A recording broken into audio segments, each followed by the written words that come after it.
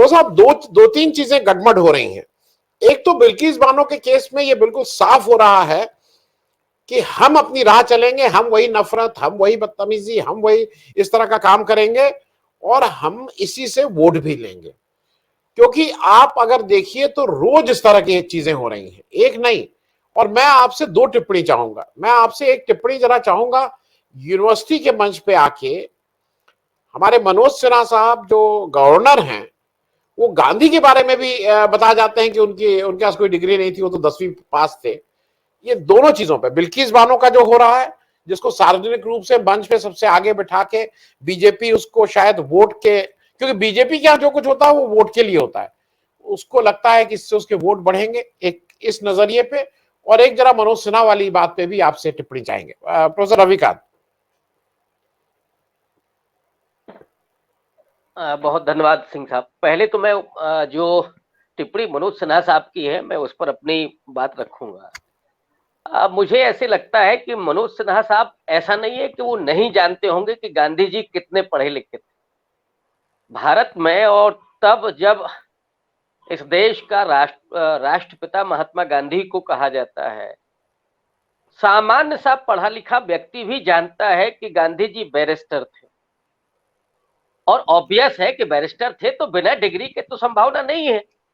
बिना डिग्री के कोई प्रधानमंत्री तो बन सकता है, लेकिन वो वकालत नहीं कर सकता। ये सामान्य सी बात है। मनोज सिन्हा जो कह रहे हैं, ये उनकी अज्ञानता नहीं है, ये उनकी थिथराई है। और वो इसी किस्म का देश बनाना चाहते हैं। अब आप इसके पहले चले जाइए, नरेंद्र मोदी के कितने बयान, तक्षशिला उनको बिहार में दिख जाता है, सिकंदर बिहार तक आ जाता है, नाले के गैस से चाय बन जाती है। इंटरनेट का इस्तेमाल उन्होंने तब किया जब भारत में वो आया भी नहीं था। महाभारत के दौर में इंटरनेट था। कितने चीजें गिनाई जाए। गणेश के लिए वो कहते हैं कि उस समय ये प्लास्टिक सर्जरी की विशेषज्ञता भारत में थी।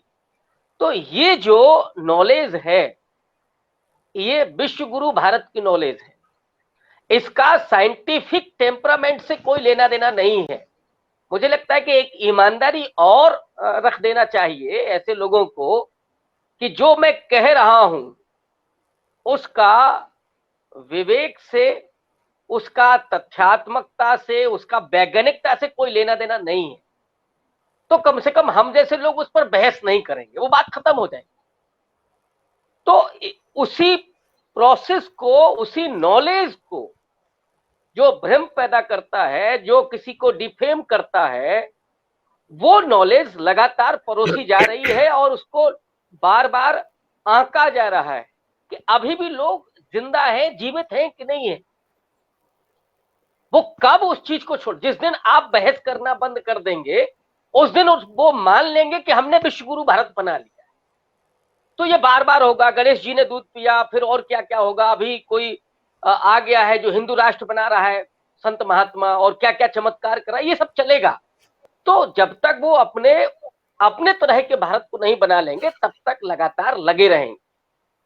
अब दूसरा जो मामला है, और उसी में उस विश्वगुरु भारत का दूसरा अर्थ ये भी है, जो सज्जन बैठे हैं वहां पर पूरे सभा में, माने हम लोग जानते हैं कि समाज में किसी व्यक्ति का गाली देना भी उचित नहीं माना जाता। कोई अगर ज्यादा गाली की भाषा इस्तेमाल करता है तो वो कहता है कि ये असभ्य नहीं है, इससे क्या बात करता है।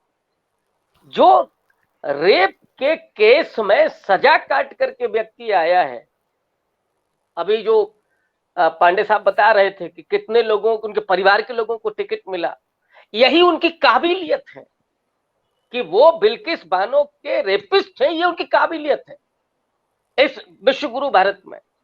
तो उनके लिए कुछ भी ये अनुचित नहीं है, कुछ भी ये अचानक हुआ नहीं है, या ऐसा नहीं है कि भूल से हो गया हो।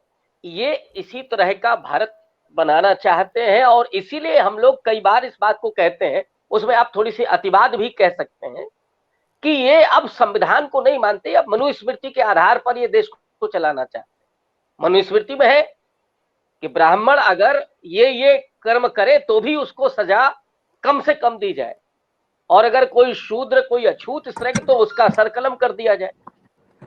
ये सारी आचार संहिता बनी हुई है, कैसी स्त्रियों के साथ किस तरह का व्यवहार किया जाएगा, ये सारी आचार संहिता ही उसमें है। तो अब ये देश संविधान से कम मनुस्मृति के उस माइंड सेट से चल रहा है।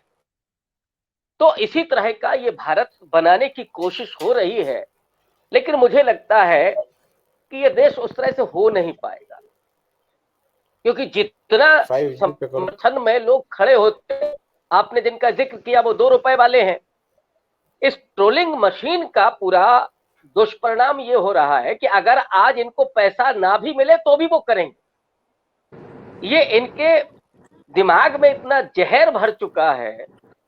आज मैं एक कहानी छोटी सी पढ़ रहा था व्हाट्सएप पर, कभी कभी आता है कुछ कहानी ठीक ठाक आती है, और वो मैं सुना दे रहा हूं कि सांपों की एक सभा थी, उसमें ये चर्चा हो रही थी कि साहब जो जहरीला होता है वो ताकतवर होता है, लोग उसके सामने झुकते हैं।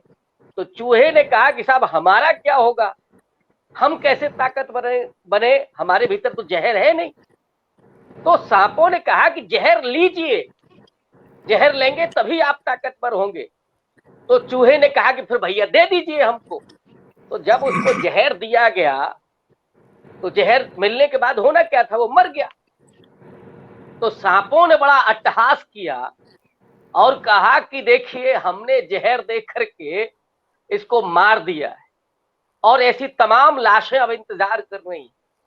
तो जो सांपों की सभा है वो ऐसे ही धीरे धीरे जहर दे रही है, और ये जीवित मनुष्य, विवेकशील मनुष्य अब ये इसी तरह से मुर्दा में तब्दील हो रहा है, जिसके पास कोई विवेक नहीं है सिवाय हिंसा, द्वेष, नफरत, घृणा, यही सब बचा है। तो ये जीवित लोग नहीं है, ये मनुष्य, इनको कैसे कहा जाएगा जो मनुष्य के प्रति नफरत रखते हो। ये गांधी का देश है, बुद्ध का देश है, बाबा साहब अम्बेडकर का देश है, और वहां पर अगर इस तरह की जो सोच रखते हैं, मुझे नहीं लगता है कि उनके भीतर इस देश का डीएनए है। वो जिन जहरीलो नागों से संचालित हो रहे हैं, अंततः उनका वही हश्र होना है जो उस चूहे का हुआ। तो ये हालात हैं जिसमें विश्व गुरु भारत बनाने की कोशिश हो रही है, लेकिन मैं समझता हूं कि ये कामयाब होंगे नहीं, कि जो जिस दिन टिप्पणी बंद हो जाएगी कि क्या कहा मनोज सिन्हा ने, उस दिन इनका प्रोजेक्ट कामयाब हो जाएगा, लेकिन ये होने वाला नहीं। जी प्रोफेसर रविकांत, एक आपसे बहुत एक प्रश्न है, क्योंकि एक नया इन लोग एक हर चीज को खेलते हैं। अब नीरव मोदी, ललित मोदी वाले केस में अब एक नया कार्ड खेल रहे हैं कि देखिए ये ओबीसी लोग हैं और इनके साथ इस तरह की बातें की जा रही, इस तरह की बातें आ गई हैं। हालांकि मेरे शो में एक सज्जन आते हैं, उनका कहना यह है कि हिंदुस्तान से जितने लोग पैसा लेके भागे उसमें एक भी मुसलमान, एक भी क्रिश्चियन, एक भी और दूसरे धर्म का नहीं है, उसमें कोई दलित नहीं है, वो सब अपर कास्ट हिंदू हैं। वो कहते हैं 99%। अब वो मेरे पास लिस्ट नहीं है, लेकिन ऐसा क्लेम है, और मैं नाम बता दूं, प्रोफेसर अखिल स्वामी का ये क्लेम है कि ये जितना पैसा लेके हिंदुस्तान से भगे हैं ये सब अपर कास्ट लोग हैं, इसमें कोई दूसरी उसका नहीं है। मैं पूछ रहा हूँ, ये जो मोदी जी और ये सब लोग अपने को बैकवर्ड बताने लगे हैं, तो और एक तो आरएसएस की सुप्रीमेसी तो ब्राह्मणिकल ऑर्डर वाली है, ये दोनों नाव में पैर रख के चलते भी हैं और लोग इनको मान भी लेते हैं, ये तो एक असंभव सी बात है ना। हाँ, लेकिन मोदी जी का करिश्मा यही है जो असंभव को संभव कर दिखाए। हाँ, मोदी जी अभी पांडे जी कह रहे थे कि गुजरात में आप लोगों से पूछेंगे कि किसी मुसलमान ने आपका कुछ बिगाड़ा है, तो जवाब न में मिलेगा। पूरा नैरेटिव है कि मुसलमान तो जो मर्द है वो 4 बीवी रखते हैं। अब आप पूछ लीजिए कि आप ऐसे कितने मुसलमानों को जानते हैं, तो जवाब ऑब्वियसली ना में ही मिलेगा। मेरी इतनी बड़ी जिंदगी हो गई, मैंने आज तक एक भी ऐसा मुसलमान नहीं देखा जिसकी 4 बीवियां हो। 2 वाले मुझे 1-2 दिखे हैं, और उसी की संख्या में मुझे हिंदू भी दिखे हैं जिनके 2-2 बीवियां। 4 वाला तो मुझे पास कोई उदाहरण आज तक नहीं आया। आप में से अगर किसी के पास हो तो बताएं, तो मुझे लगता है कि इससे ज्ञान की वृद्धि होगी और उन लोगों को थोड़ी ठंडक मिलेगी जो ये नैरेटिव चलाते हैं। फिर वहां से लेकर के जनगणना को लेकर बात होती है। 2050 में तो भारत इस्लामी राष्ट्र हो जाएगा, इतनी तेजी से मुसलमानों की जनसंख्या बढ़ रही है। अब आंकड़े अगर आप सामने रखिएगा तो जो जनसंख्या वृद्धि दर है वो पिछले 2 दशक से जो दर थी मुसलमानों की वृद्धि वो कम हुई है, जैसे ही जैसे हिंदुओं की कम हुई। तो 2050 नहीं, मैंने एक लेख पर लिखा था, वो आंकड़े मुझे अभी ठीक से याद नहीं है, लेकिन अगले 500 साल तक कोई उम्मीद नहीं है कि मुसलमानों की जनसंख्या हिंदुओं के बराबर भी आ जाए। आगे क्रॉस करने को छोड़ दीजिए। तो खैर इसी इसका नैरेटिव इस देश में दिखाया जाता है, चलाया जाता है। और प्रेम संबंध तो किसी के साथ भी हो सकते हैं, लेकिन अगर मुस्लिम कहीं लगता है तो वो लफ्ज जिहाद हो जाएगा। तो ये जो पूरा नैरेटिव है के आधार पर या बिना किसी वजह आप मुसलमानों के खिलाफ नफरत पैदा करके पूरी राजनीति करें, और उसका मूल मकसद है राजनीति करना और सत्ता हासिल करना। और सत्ता में भी जो आरएसएस है, आरएसएस अपना मकसद है कि हिंदू राष्ट्र बनाने में वो कामयाब हो। और वो हिंदू राष्ट्र कैसा होगा, जो नागपुर में जो पेशवाई राज्य हुआ करता था उस किस्म का हो।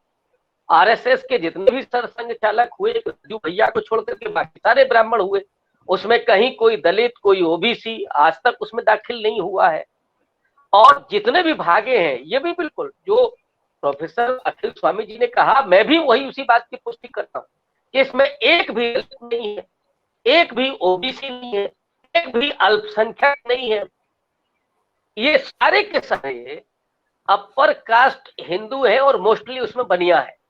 तो जो व्यापार में है वही, और उसमें भी आप देखिएगा ज्यादा तादाद तो गुजरात से है। अब इसको भी अगर आप जोड़िएगा तो ये कोई अचानक नहीं है, कोइंसिडेंस नहीं है कि गुजरात से ही क्यों भागे। यही राहुल गांधी ने पूछ लिया साहब कि ऐसा क्यों है, इनके सरनेम ये है और गुजरात से है और वो भागे हैं।